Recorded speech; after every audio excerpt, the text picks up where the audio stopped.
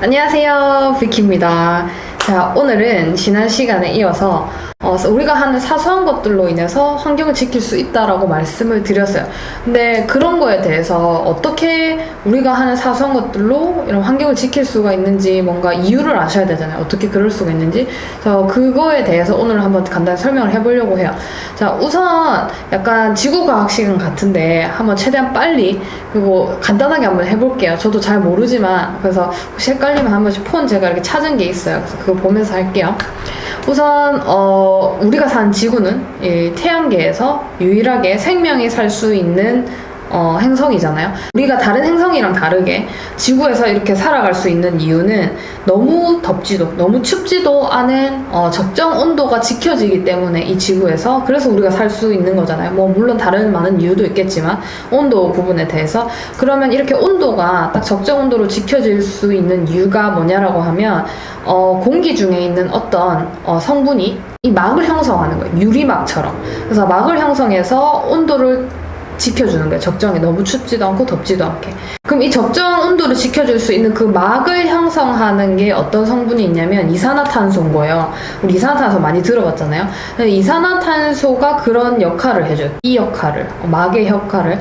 근데 이게 상상을 했을 때 너무 두꺼워져요. 만약에 이산화탄소가 공기 중에 너무 많아져서 그 막이 층이 너무 두꺼워지면 어떤 현상이 발생하냐면 이게 태양에서 지구로 빛이 에너지가 이렇게 들어올 수는 있는데 나가지를 못하는 거예요. 이 층이 두꺼워지면. 그러다 보니까는 그러면 에너지가 빛이 이제 열이 계속 지구에 쌓이면은 지구 온도가 높아지겠죠. 그러면은 우리 남극과 북극에 있는 빙하가 녹겠죠. 그 부분 많이 들어보셨을 거예요.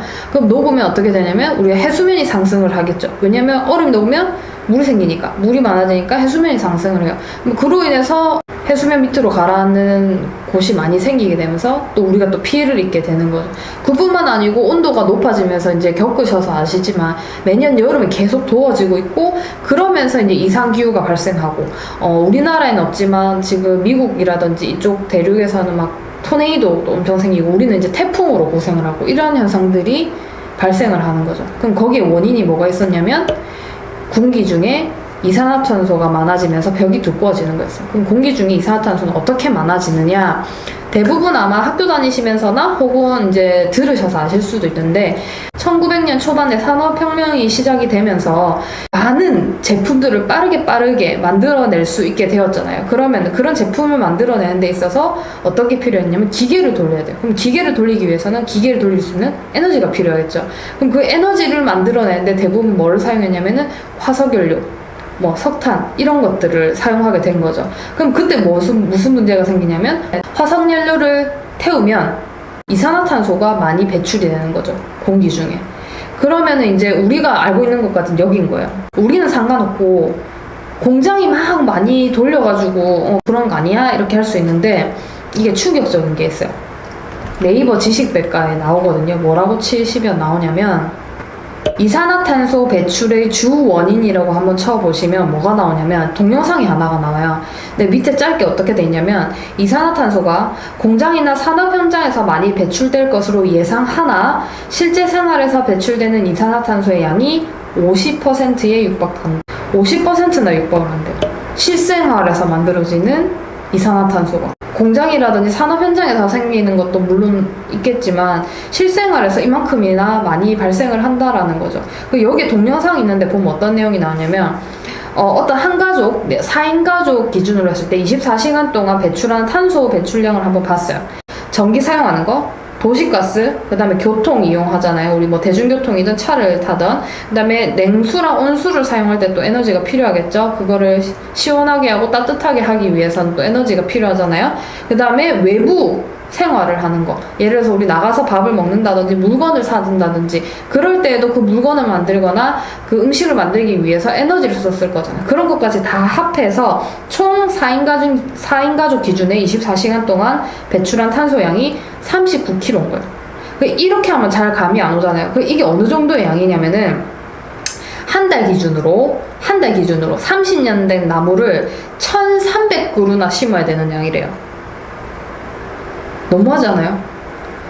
진짜 충격인 것 같아요. 근데 이제 이렇게 생각했을 때 그럼 우리가 사실 실질적으로 제일 간단하게 할 수 있는 거는 전 그거라 생각해요. 너무 복잡하게 생각하지 말고 최대한 에너지를 줄일 수 있는 방법을 생각해서 그렇게 해보면 될 것 같아요. 예를 들어서 아까 샤워하거나 이럴 때도 냉수, 온수를 사용할 때도 우리 샤워기 계속 틀어놓지 말고 이런 거 많이 보셨을 거잖아요. 그냥 단지 물을 아끼기 위해서가 아닌 거예요. 이제는 물도 물론 아껴야 돼요. 자원을 아끼는 것도 중요한데 공기 중에 배출된 탄소량을 줄이는 것을 일단 포커스를 맞추면 에너지 사용을 줄여야 되는 거겠죠. 왜냐면 우리가 지금 사용하는 온수, 냉수 이런 거 샤워할 때 사용하는 것도 그 물을 그 온도로 맞추기 위해서 또 에너지를 써야 되잖아요.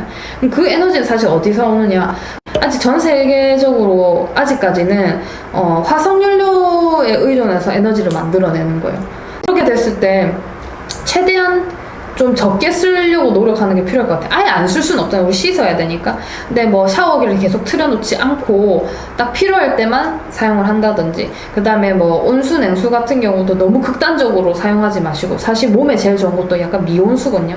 겨울에는 살짝 차갑게, 여름엔 살짝 미지근하게 이렇게 샤워를 한다든지, 아니면은 여름 같은 경우에 지금 이제 사실 에어컨보다 선풍기를 트는 게 더 에너지를 더 적게 쓰게 되겠죠. 왜냐면 선풍기를 돌리는데 사용되는 에너지가 에어컨을 돌리는데 사용되는 에너지보다 훨씬 적을 거니까요. 그런 식으로 사용을 한다든지, 너무 더우면 한 번씩 에어컨 킬 수 있지만 그런 조금의 노력이 필요할 것 같아요. 일단 간단하게 생각을 하면. 그랬을 때 이제 또 그런 분들 계실 수 있겠죠. 뭐 나 하나쯤이야, 뭐 그런다고 뭐 이만큼이라도 티가 나겠냐.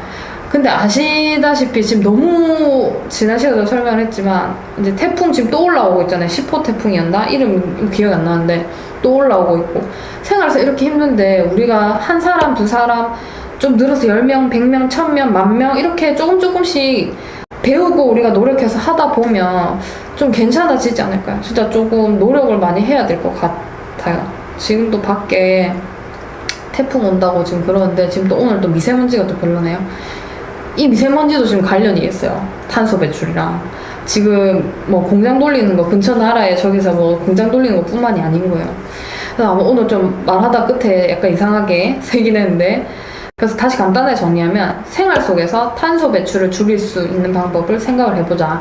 에너지를 줄일 수 있는 방법을 생각을 해서 실천을 조금이라도 해보셨으면 좋겠습니다. 오늘은 여기까지 말을 하고 제가 다음 시간에도 또 다른 내용을 한번 가지고 가보겠습니다. 관심 많이 가져주시고 우리 같이 노력을 해봐요. 같이 배워요. 자, 그럼 빠이가이.